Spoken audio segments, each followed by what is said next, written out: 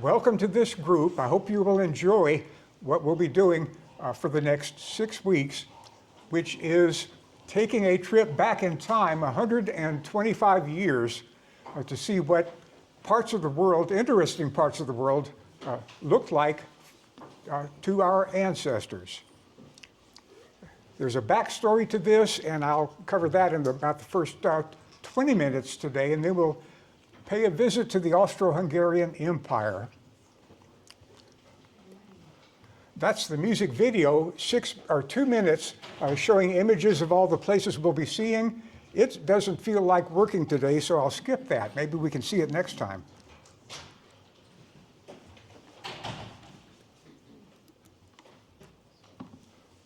But those are the, book covers that we'll be looking at. Before we go there, though, I wanted to mention one other event outside the library at OLLI, the Osher Lifelong Learning Institute. If anybody's a member of OLLI or would want to join, there will be a class beginning in late February on another part of the world that we'll be visiting for a trip back in time. This one 350 years back.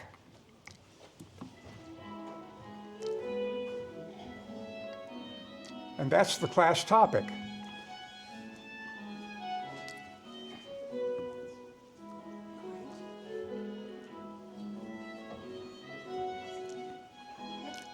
It's an interesting period of history, and, it takes place there.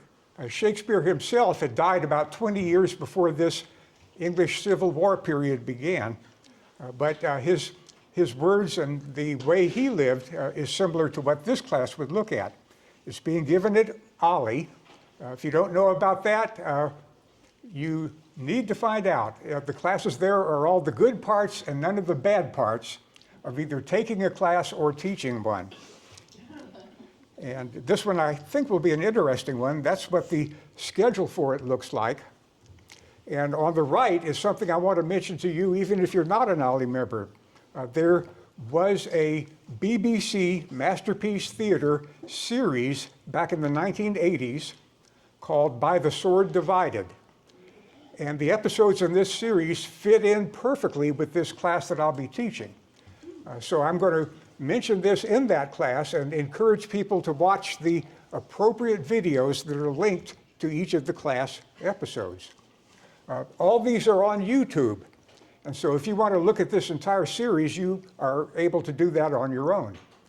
2 seasons, 10 episodes each, so make sure you start with season 1, episode 1.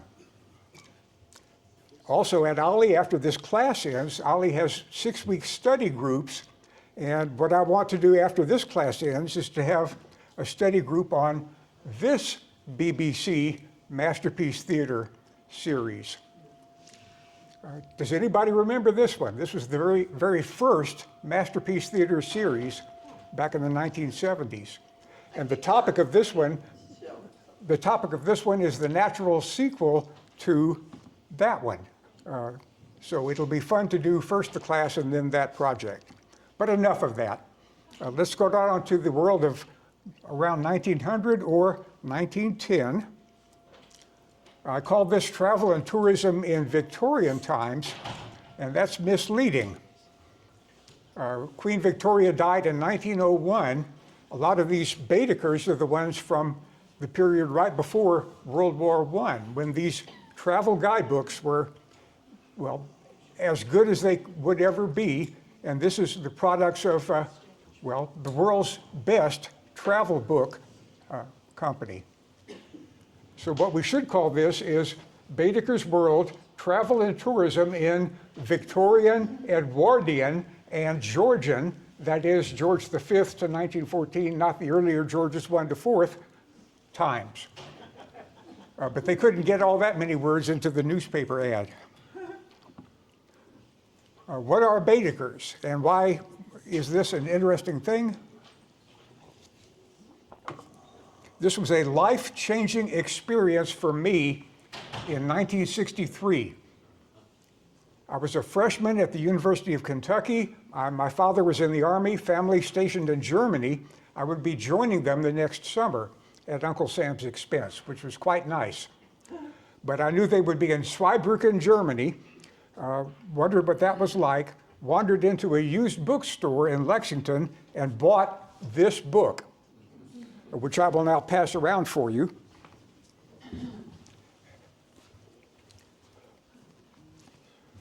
Baedeker's Guide to the Rhineland from 1900.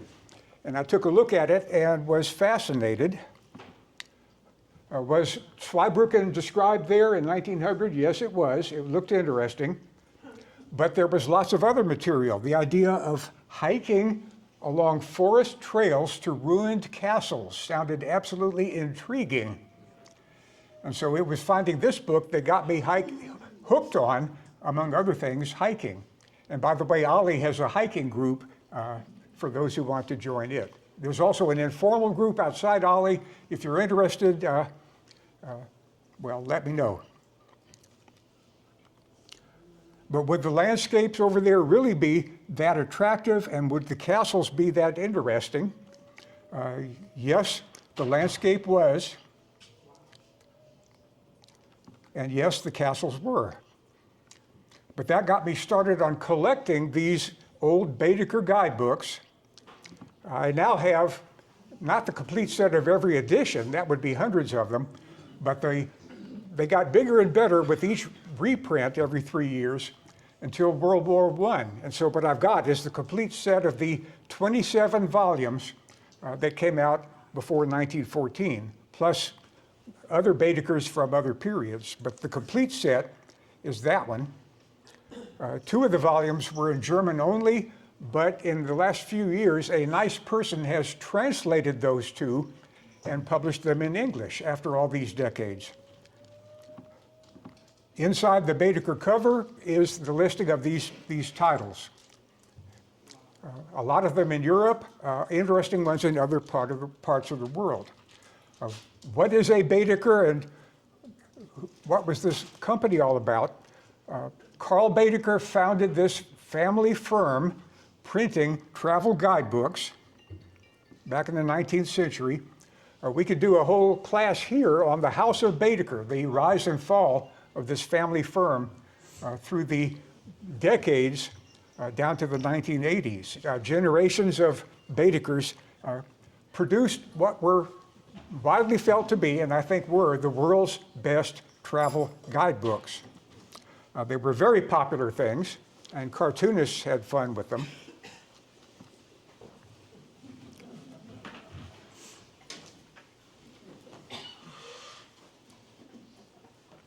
Which are the tourists and which are the worshipers? I think you can tell the difference.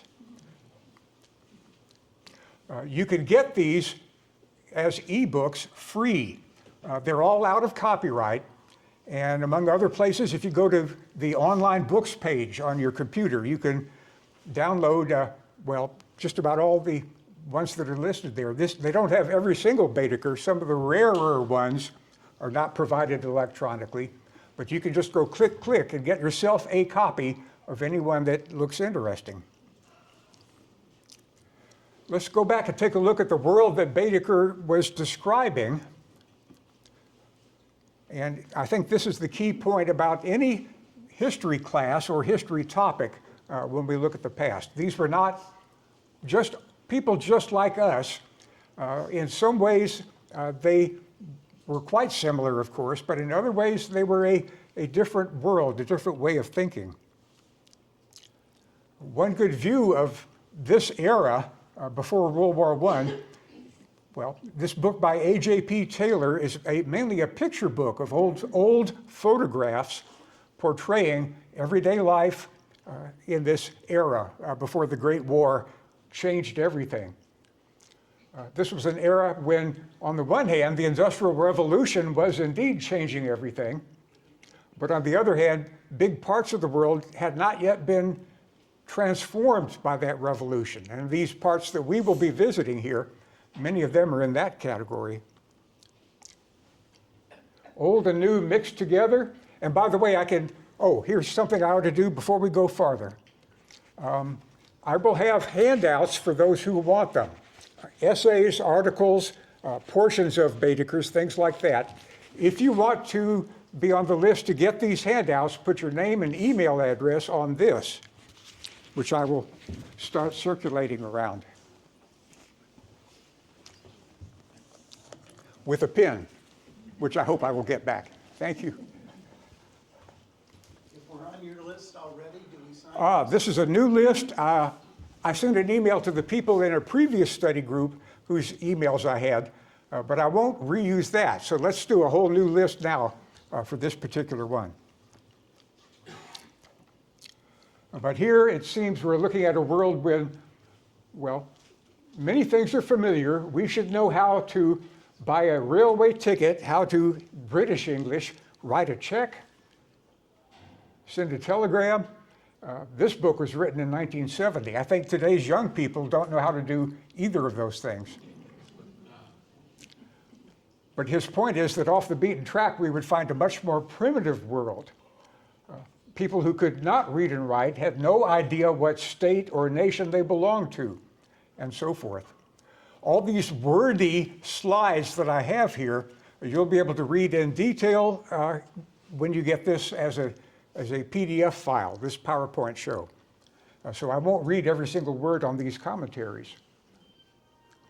This was the age when railroads had changed the speed limit of the human race for the first time.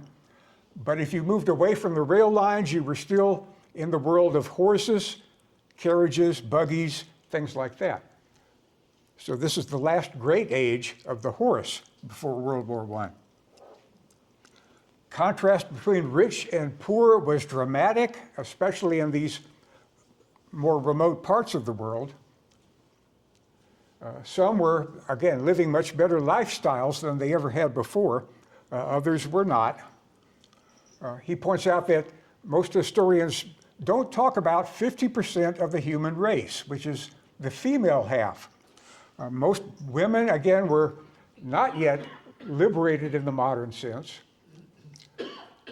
He does make the sweeping statement, well, the great majority of women, life was what it had always been, domestic service for either their husbands or an employer. And here's his sweeping statement. No man in any class ever did any domestic work of any kind. Well, maybe a few of them did, but that's the way this older century looked at, well, the relations between men and women. Domestic servants, very common. This is just a reminder that modern medicine was being developed during this period. The germ theory of disease had just been accepted, and that these are the changes that were happening, the new findings that were coming into being. If you were out in a remote part of India or Egypt, some of these changes would not be available to help you if you had a health problem. But again, this is a part of the world of our ancestors. This is the non-Western world that we're looking at.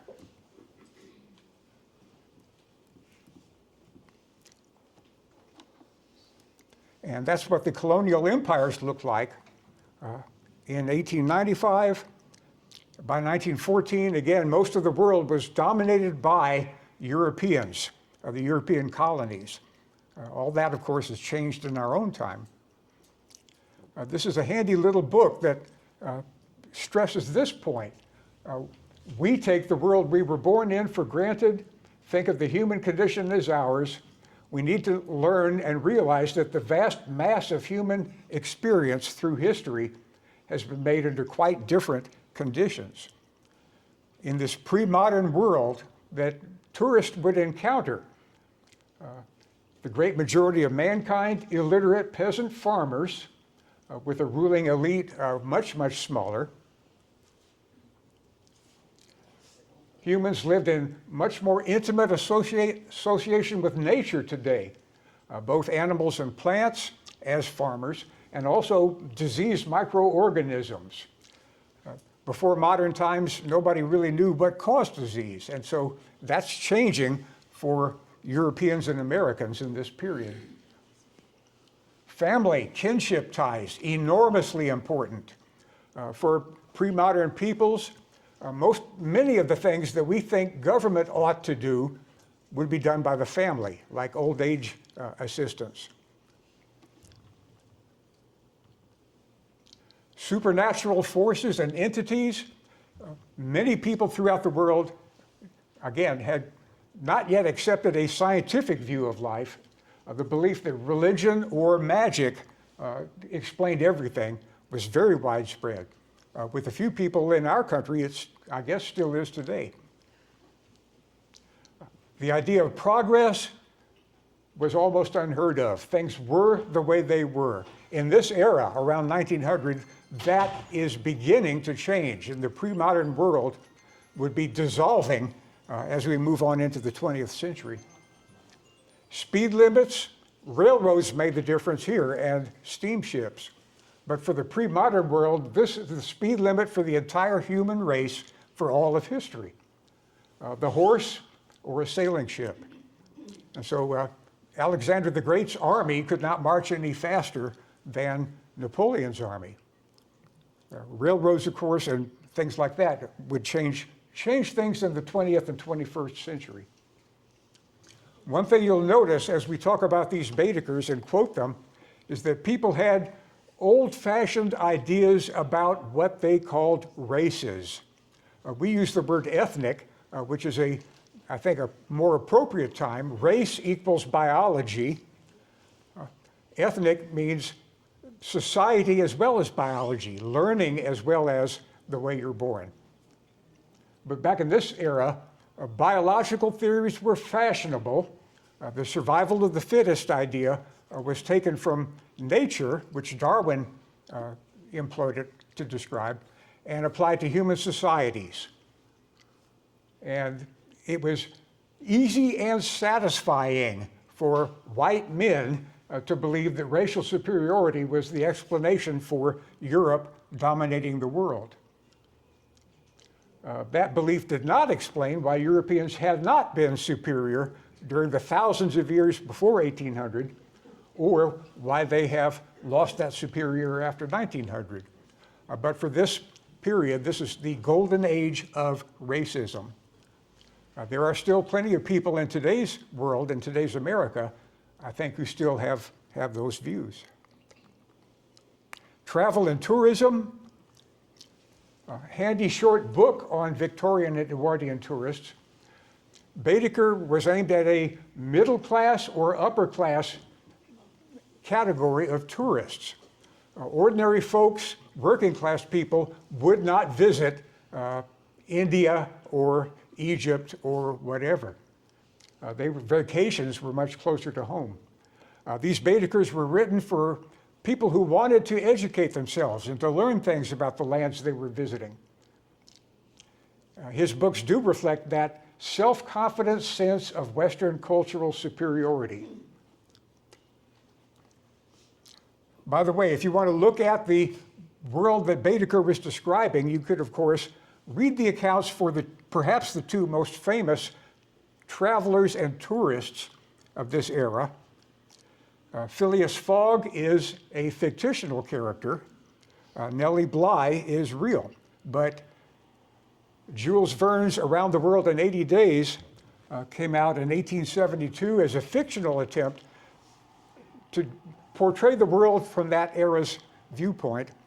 A few years later, a journalist, a female reporter who had the pseudonym Nellie Bly, said, "Why don't I try this?" And her publisher says, "Let's go for it."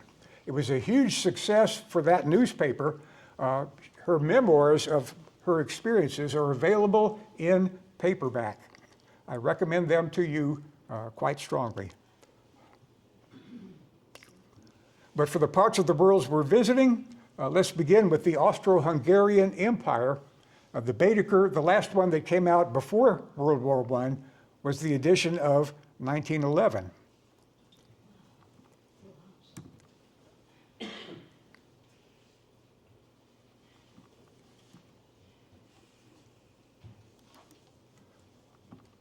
And that's what that empire looked like in those days.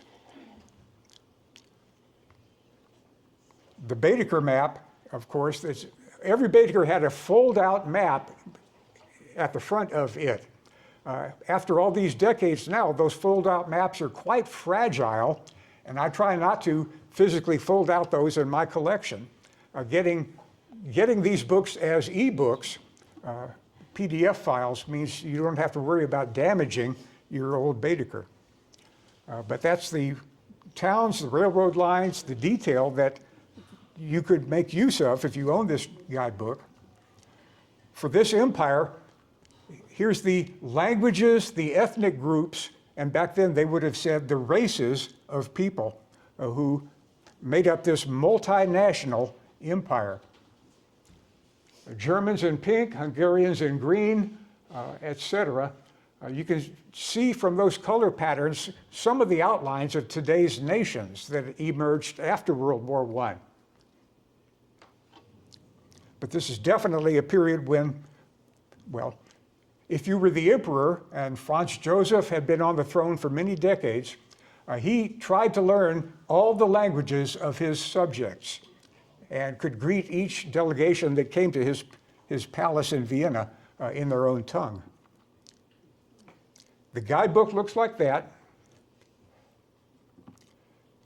and it's quite comprehensively organized, well organized, describing the larger cities, and then describing the rural areas by following the rail lines of that time. So again, you could trace through the cities, the interesting features, and you could get out at a certain spot because there was a highly recommended scenic hike up to a ruined castle or other attraction. The old Baedekers were quite good at describing those. And by the way, today the hiking trails are still there and they haven't changed a bit. In the Palatinate, that part of Germany that my family lived in, the trails in the forest are marked by red triangles or yellow circles or whatever. They were marked that way back in 1900, and those symbols are still being used today. So these old Baedeker guidebooks are very useful even now for the detail that they provide about things like that, as well as the details about cathedrals, palaces, etc. Hotels, restaurants, prices, forget it. It's rather obsolete, as you can well imagine. A.J.P. Taylor wrote an excellent book about this empire. It was a unique character, out of time and out of place. Franz Joseph was conscious that he belonged to the wrong century. He told the visiting former president, Theodore Roosevelt, "You see in me the last monarch of the old school." In other countries, dynasties are episodes in the history of the people. In the Habsburg Empire, peoples are a complication in the history of the dynasty. The lands acquired a common culture, a common economy. These were the creation of the dynasty. No other family has endured so long or left so deep a mark upon Europe. The Habsburgs were the greatest dynasty of modern history, and the history of Central Europe revolves around them, not they around it. The Habsburg family is still around, as we will see a bit later, but they no longer rule anywhere. Franz Joseph had been on the throne since 1848, and that is his full official title. And we can break it down into categories. All those titles are listed in order of prestige. Emperor, obviously, is the highest. And he held the title Emperor of Austria, King of Hungary, Bohemia, and a few others, and then Archduke of Austria, the provinces of Austria proper, and then on down through various other titles, including, rather strikingly, the Duke of Auschwitz. The town today, the Polish town of Oświęcim, or Auschwitz, had its own medieval nobility, and no one could have dreamed in 1914 that that name would become associated with something pretty nightmarish. But anyway, he went all the way down. Those et ceteras are put there just in case he left anything out. But his image was everywhere.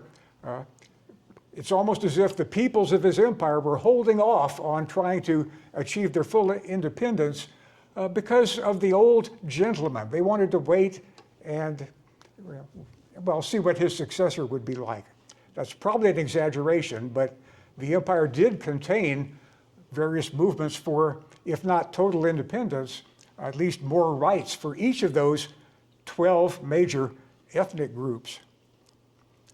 The Habsburg family originated, well, their original house was in Switzerland, as it later became, the German-speaking portion. Their house rose to prominence back during the time of the Holy Roman Empire, and there's a good, very short introduction that gives you its story. As Voltaire said, the empire was really neither Holy Roman nor an empire, but you could argue with that.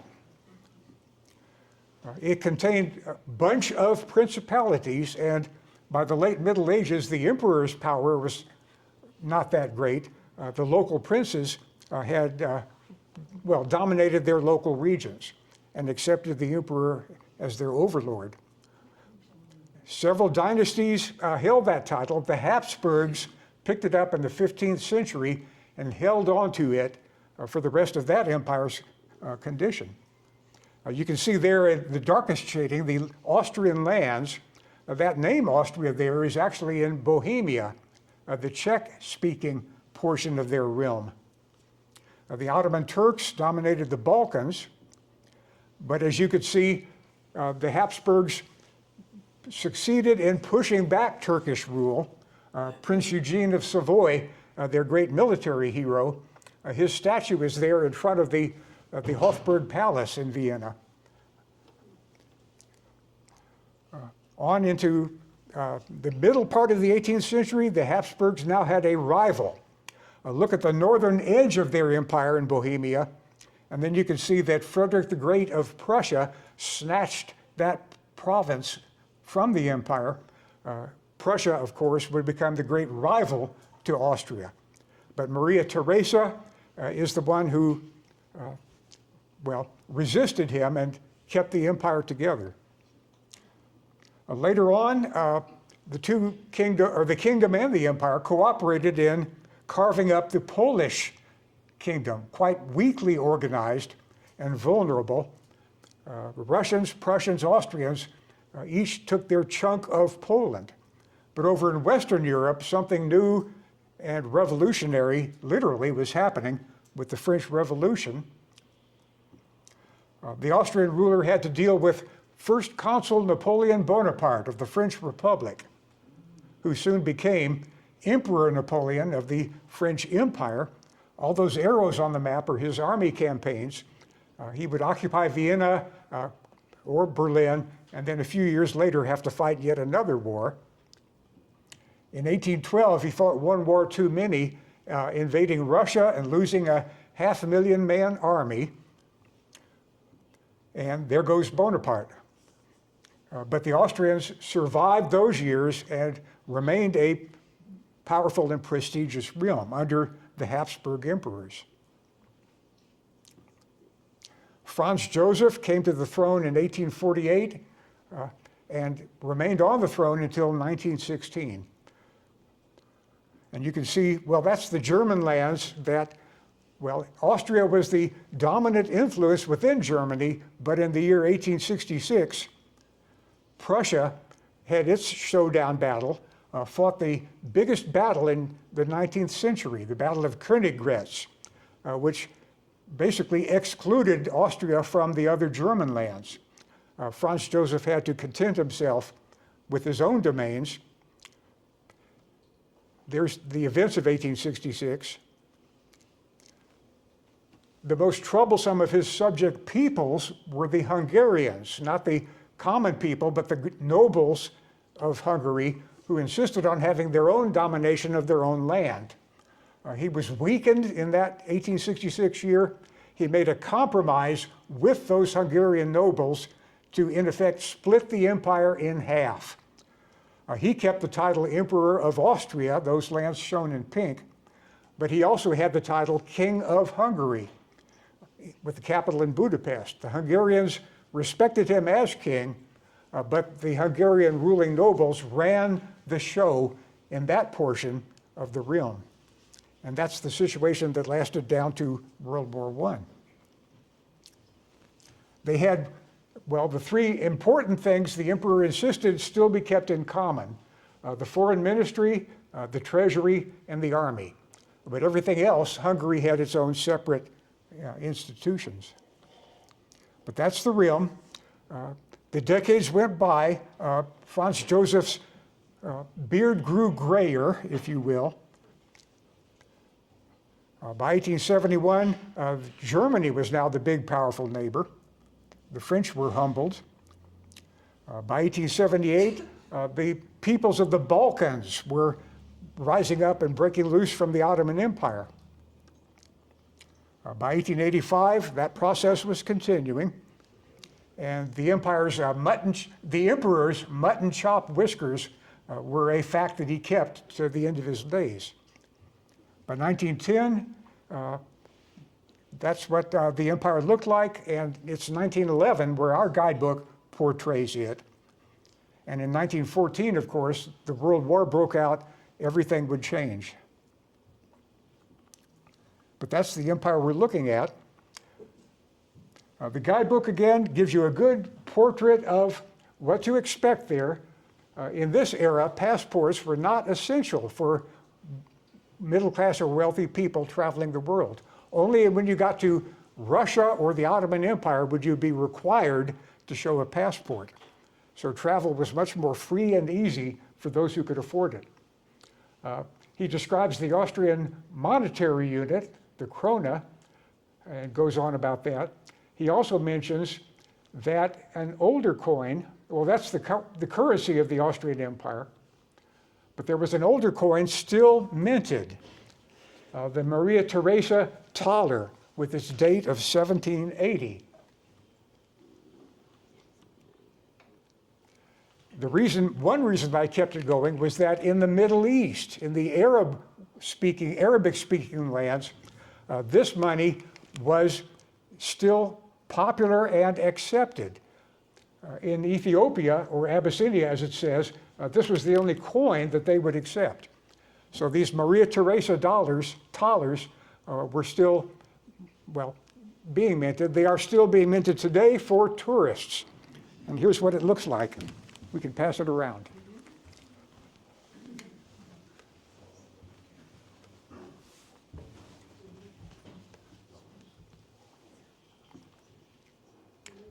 The geography of the empire,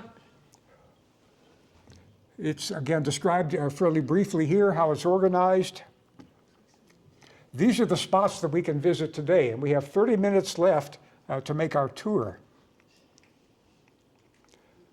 But this will give you an idea of the diversity of the peoples and cultures within this empire. And we can start with Vienna. And of that long list of titles, the one that would apply here would be Archduke of Austria. The provinces of Upper and Lower Austria are still, well, provinces in today's Austrian Republic.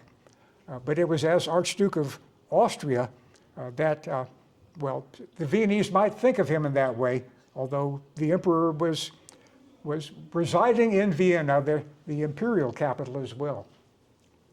It's a beautiful city, of course, as you well know.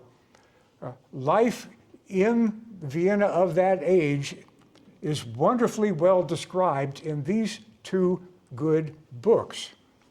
I checked, and A Nervous Splendor is available in this library, and there's also a copy at Urbana. Each of these takes a look at what was going on in Vienna in one crucial year. 1888, the big event that the book uses to center his story on was a dramatic event of that year. The emperor had one son, Rudolph, Crown Prince, Archduke Rudolph, to be the next emperor. In that year, he committed murder-suicide with his mistress. And that story forms the central core of this portrait of Vienna in that year. And of how all the different groups, working class, aristocratic, you name it, how all of them well, what their life was like and what they thought about this crisis. The other book, Thunder at Twilight, gives the same treatment to the year 1914. And of course, you can imagine what the key event of that year would be, the outbreak of the First World War. A good picture book of old photographs of this Habsburg Empire is this one, published back in the 60s.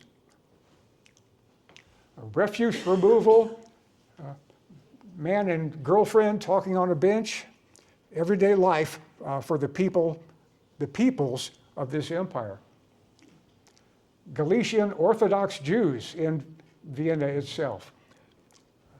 Galicia was the part of the Austro-Hungarian Empire that was taken from Poland and had a Polish-speaking element. The Jews of Poland, of course, were quite numerous as a category there. You might possibly see the old emperor himself with his great-nephew. After the death of his son, Archduke Franz Ferdinand, of course, was the heir to the throne. Another nephew, Emperor Karl, would be the one who really succeeded old Franz Joseph when he finally died in 1916. Popular recreation, open-air music, of course, the Prater, the famous park of Vienna with its famous Ferris wheel. Grinzing, where you could go out to the suburbs and go to a Weinstube and try the new spring wine, the Heuriger wine, very fashionable both then and now. The Ringstrasse, the big five-sided boulevard that surrounds the old city of Vienna, had been where the medieval city walls were located. Those walls were useless in the late 19th century. Here, as well as other parts of Europe, the medieval city walls were often demolished, replaced by splendid boulevards. How many of you have been to Vienna? Almost half the people in the room, okay. The art museum, the Kunsthistorisches Hofmuseum, a splendid art gallery. And some of the pictures that, well, a good thing about Baedeker is that he describes the highlights and the pictures of each major museum collection, very detailed, using rather small print. Baedeker used stars to indicate recommendations. He only gave either 1 star or 2 stars. And we can take a look at the pictures in this art gallery where the author of this guidebook at least thought they were deserving of 2 stars. For example, he gives 2 stars to that painting, Van Rosdale, The Great Wood. Does that look like it's worthy of that distinction? Well, there's no accounting for taste. He did give 1 star to Rembrandt's self-portrait. And in another room in the museum, the Dutch or Netherlands masters of the 16th century. The pictures there are splendid and are very much worth seeing. Peter Bruegel's Rustic Wedding, or the Peasant's Wedding. Not all European peasants, it seems, were poverty-stricken. And the bagpipes were, well, not just a Scottish item. The Dudelsack Pfeifer is about to play his, well, music, if you want to call it music. The famous Hunters in the Snow, landscape in winter. It almost glows with a kind of warmth in spite of the snow when you see that in the museum.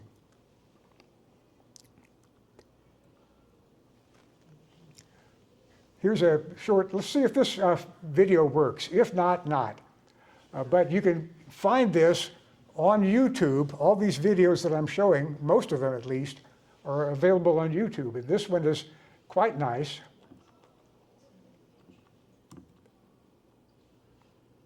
Nope, we're having resistance to showing a video.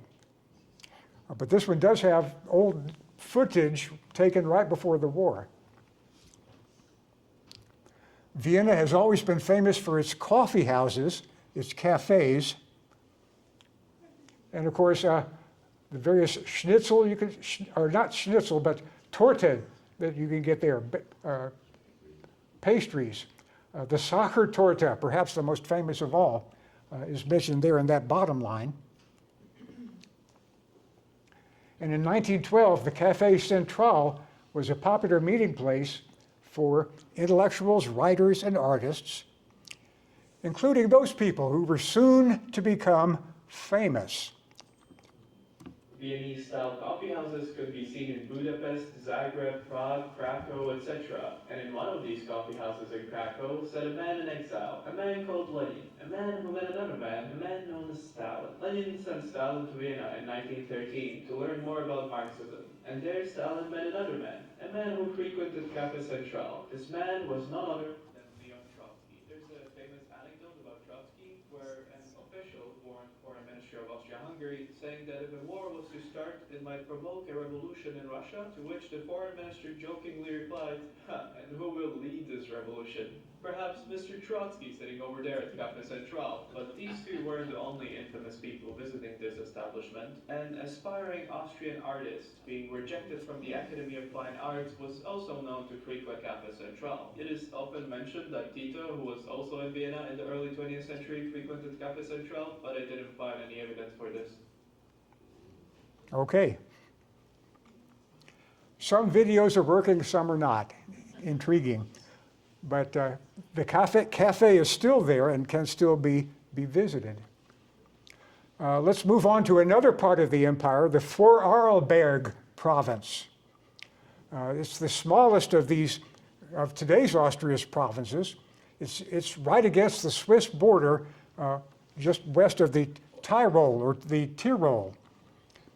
And the peasant costumes and the folk dances in Vorarlberg look a lot like Tyrolean, but this province, even today, has its own identity, and they will tell you indignantly that the Tyroleans copied their costumes, not the other way around.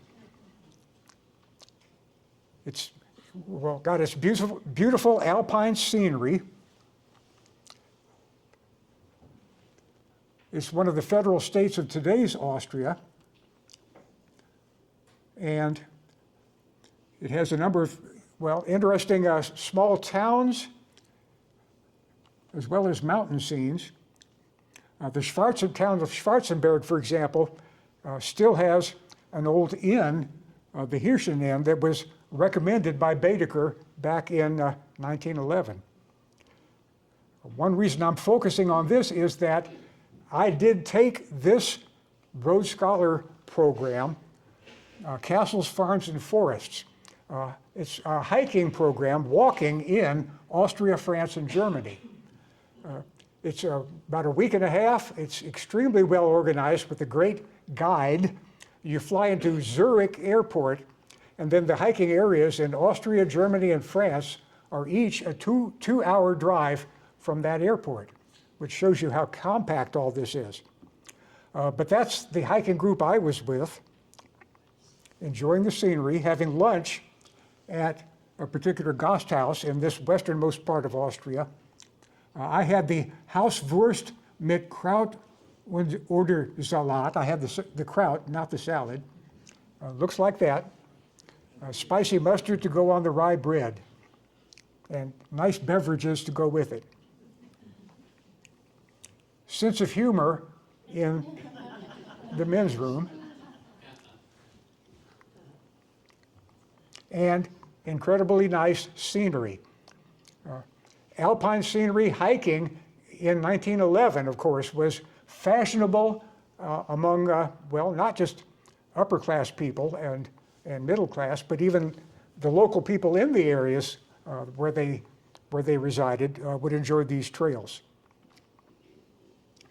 We got treated to a dance.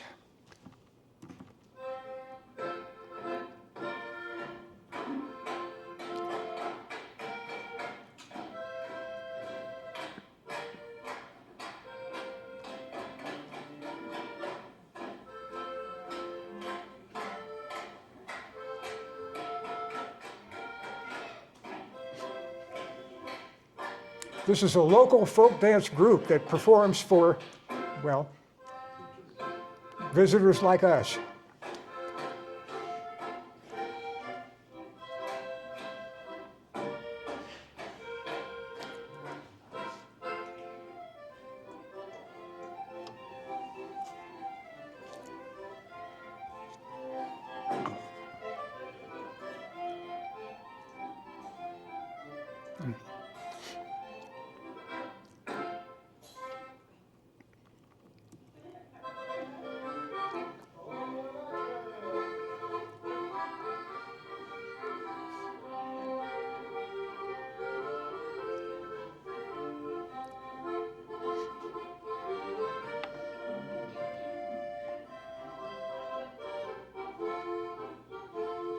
Let's move on.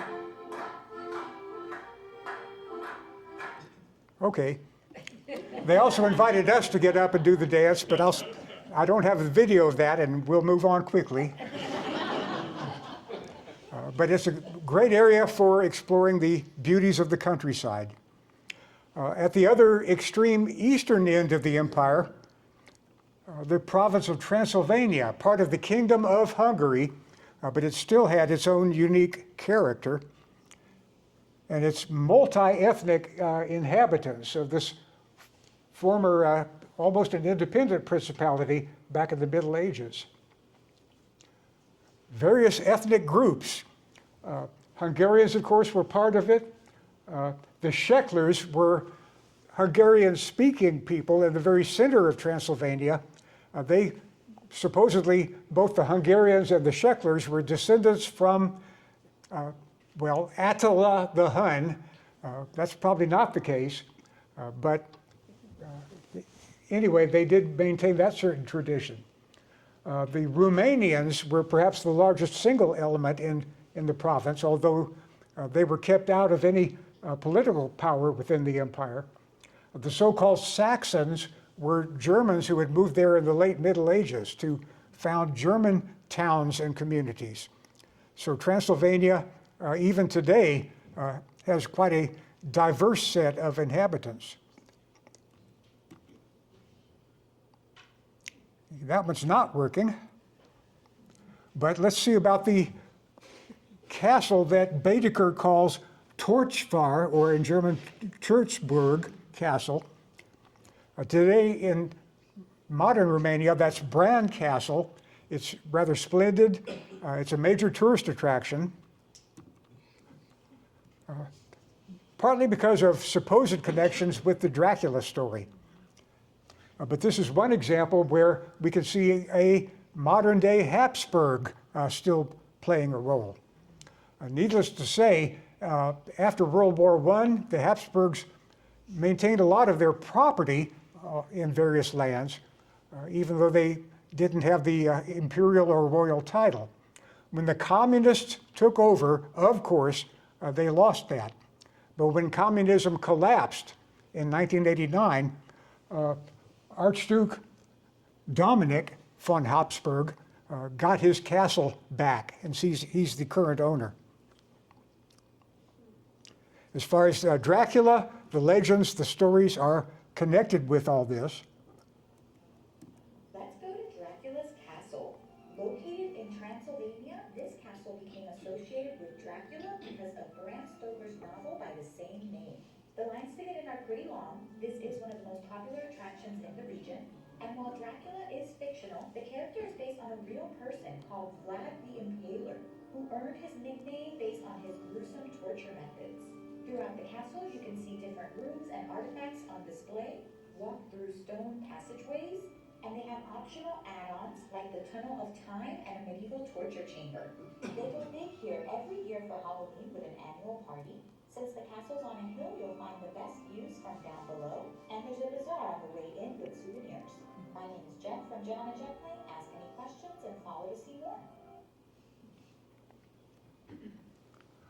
As to Dracula himself, We need to stop the associating Transylvania with vampires. Most people think that vampire lore originates from Transylvania because of Bram Stoker's Dahmer's book. Also, vampires are often mistaken for the Strigoi of Romanian mythology, but the Strigoi is usually described as a troubled spirit risen from the grave who can transform into an animal, become invisible, and bring bad luck to their living relatives. The oldest Romanian historical record mentioning the Strigoi is Dimitrie Cantevir's description of Moldova, and even before that, this creature was first mentioned by an Istrian author from today's Croatia, which accused the villager of being a Strigon. The vampire hysteria actually originates from Serbia, which swept through Western Europe after some Austrian journalists blew up the topic, and it became popularized by Victorian-era Western fiction writers. With that, it became associated with our culture because some Irish dude was too lazy to do research.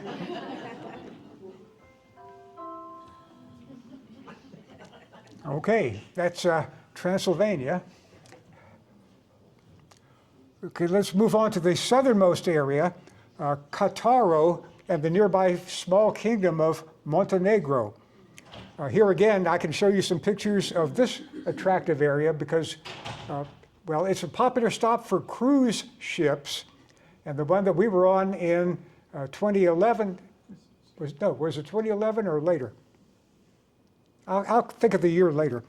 But anyway, it did stop here, and we enjoyed the visit. This so-called Kingdom of Dalmatia is that elongated stretch of land along the Adriatic coast. Bosnia is the province behind it there, of course. And the main way to get places within Dalmatia was by boat, as you might well expect. That's the spot we're going to.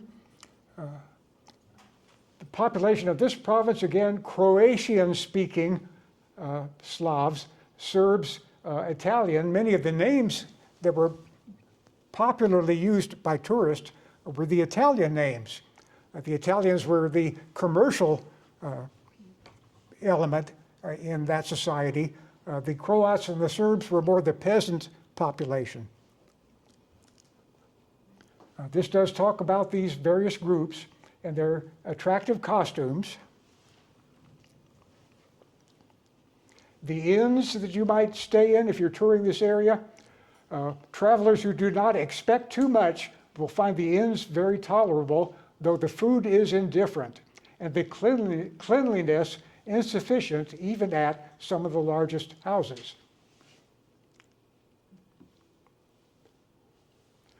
The Boche di Cataro it's almost like a Norwegian fjord. You can see that the ships would go in through various narrow passageways all the way back to Cataro itself, which is the town way back there. And so you get a very scenic view both going and coming. We spent one day there.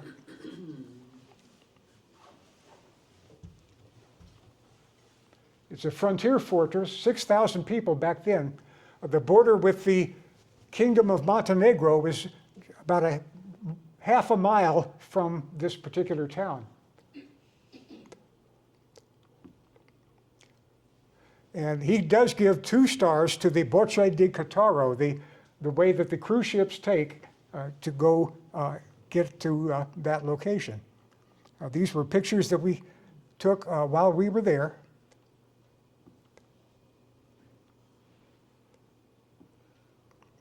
We had to drop anchor quite a ways from the port. There was another cruise ship in closer, and the cruise ship companies have to work out their pecking order and locations well ahead of time, and it's arranged between them. But if you can't get directly off the ship and walk ashore, then you have to have a tender take you to the town itself. But that's Cataro as it looked back then. Today, it's no longer part of, well, obviously not the Austrian Empire, nor Yugoslavia, which broke up in the 1990s. Today, Cataro is part of Montenegro, and they do give you a welcome in their own language. Montenegro is, again, the Italian words, Cerna Gora, Black Mountain. Attractive scenery. old fortifications, nice foliage. A small market in 1911 was held outside the Porta Fiumara gate 3 days a week. This is attended by the Montenegrins, who have to leave their weapons at the frontier. For cruise ship people, they don't concern themselves with that. We did not have weapons. But you can still visit the old buildings in town.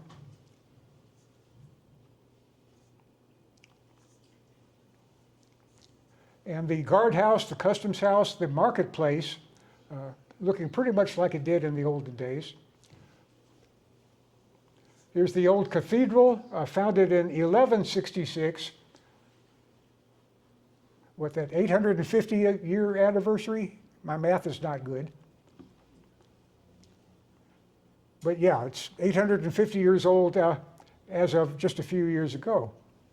Baedeker does not give this church any stars. I do not know why not. But you can again move through the old town, have a very tasty lunch, which we did have at this restaurant. And we had the pizza, which was quite good, but you can see the Montenegrin specialties that you could enjoy at this location.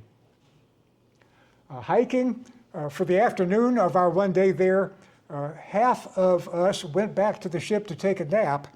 The other half of us started up a hiking trail to see how far up I could get, before looking at the watch, looking at the ship's time to up anchor and sail, and making sure that I could get back in time.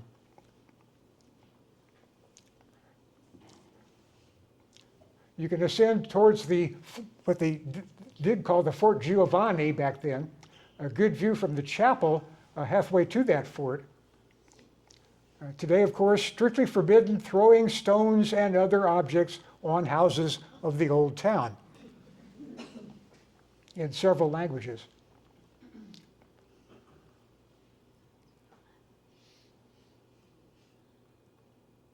That's the other cruise ship that got the closer in berth at this particular town on this day. There's a look down at the cathedral from up on the slope. And back at the Voce de Cataro, as it used to be called. Nice cats. I suspect that each of the cats on this climb stays at pretty much one contour line and doesn't go up and down very far, but that's just a possibility. You can see our cruise ship way back there at the distance, and zooming out to it shows you where we had to use our small boats to get all the way into the town. The chapel of Madonna della Salute is as far up as I had time to go. It's quite attractive.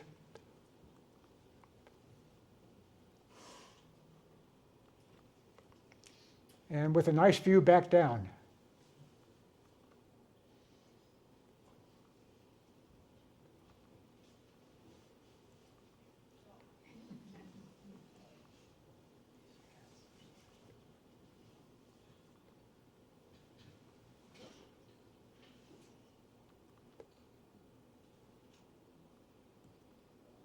And goodbye. I'll send you this PowerPoint show and you can admire all this at your leisure. But you can see why, well, this deserved its 2 Baedeker stars.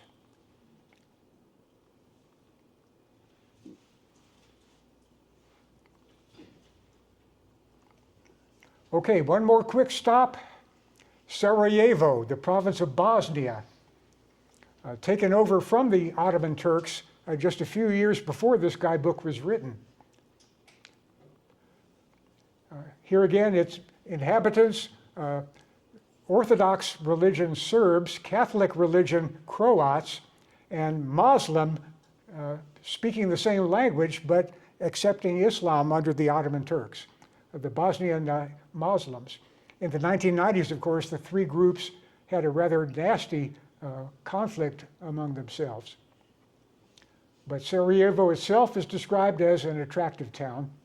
As we all know, the famous event that happened there was on June 28th, 1914. Archduke Franz Ferdinand and his wife were paying a state visit. These were some of the last pictures taken before Gavrilo Princip pulled the trigger on his pistol and fired the shot that escalated then into World War I and all the problems of the 20th century. The spot where the shot was fired is there. And in the Museum of Military History back in Vienna, there's one room which is haunted by all the ghosts of the two world wars.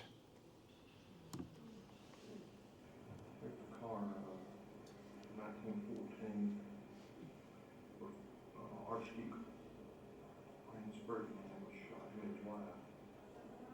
He was sitting in the back right there. Open carriage.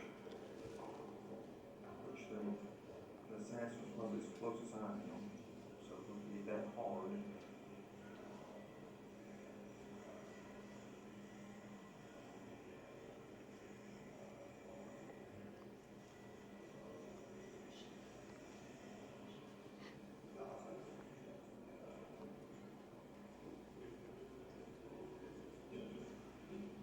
We'll show you his uniform that he was wearing at the time, and the couch he was on.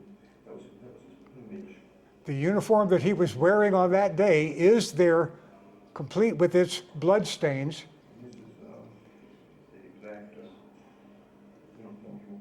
You can't really see it, but they said right on the top. You can still see where the bullet. That rip would have been made by doctors trying to get at the bullet wound. All those black areas are blood stains, so it's got to be the neck area. I assume they probably bleeding from his chest and they cut here, but the wound was up there closer to the neck.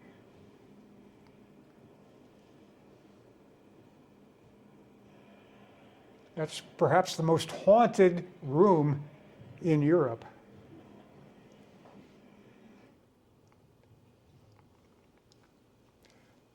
What would have happened if he had not been shot?